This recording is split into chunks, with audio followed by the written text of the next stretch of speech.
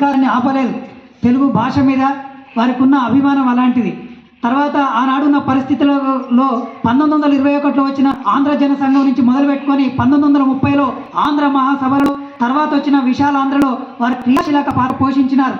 1956లో ఆంధ్రతోటి తెలంగాణ కలిసినాక, ఆంధ్రప్రదేశ్ ఏర్పడినాక తెలంగాణకు జరుగుతున్న అన్యాయాల మీద తెలంగాణకు మేము ఎంతో మంచి జరుగుతుంది అనుకుంటే ఈ విశాలాంధ్రలో ఆంధ్రప్రదేశ్ తోటి కలిసినాక చాలా ఇబ్బందికరమైన పరిస్థితులు ఎదురవుతున్నాయని చెప్పి పోరాటం ప్రారంభించినారు.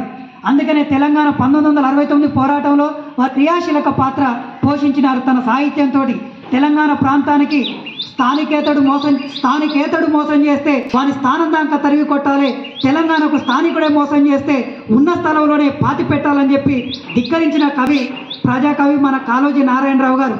తదనంతరం 1992లో వారికి పద్మ పురస్కారాల్లో అత్యున్నత పురస్కారమైన పద్మవిభూషణ్ ఇవ్వడం జరిగింది. 2002 సెప్టెంబర్ 14వ తారీఖు నాడు వారు కీర్తిశేషులు అయినారు. 12 ఏళ్ల తర్వాత ఇక తెలంగాణ ఆవిర్భవించినాక అప్పుడున్న తెలంగాణ గవర్నమెంట్ కాళోజీరావుని కొనియాడుతూ వారికి సముచితమైన గౌరవం ఇవ్వాలని చెప్పి వారి జయంతిని సెప్టెంబర్ 9 తెలంగాణ భాషా దినోత్సవంగా జరుపుకోవాలని చెప్పి తదనంతరం వారి గౌరవంగా ప్రతి సంవత్సరం తెలంగాణ కాళోజీ పురస్కారాన్ని కూడా ఇవ్వాలని సంకల్పించినారు.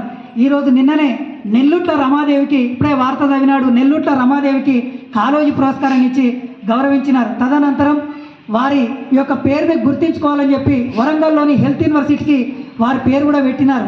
అట్లాంటి ధిక్కార స్వామి మన కాళోజీ నారాయణరావు గారు భాష మీద జరుగుతున్న పోరాటంలో అప్పుడు బ్రిటిష్ వాళ్ళు ఇడిచిన ఈ ఆంగ్ల భాష మోజులో పడి అవకాశాల కోసం ఆంగ్ల భాష నేర్చుకోవడం కరెక్టే కానీ తల్లి భాషను మరసొద్దని చెప్పి, ఏమి భాష రానిది, ఏమి వేషం రానిది, ఈ భాషా వేషం ఎవడి కోసం రా, అన్ని భాషలు నేర్చి ఆంధ్రమ్ము రాదంచు సకిలించు ఆంధ్రుడా సావవెందుకు రాని ధిక్కరించిన వ్యక్తి.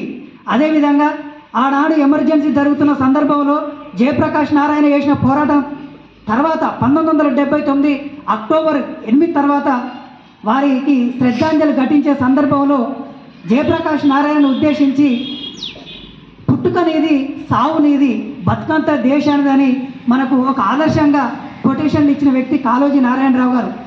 అందుకనే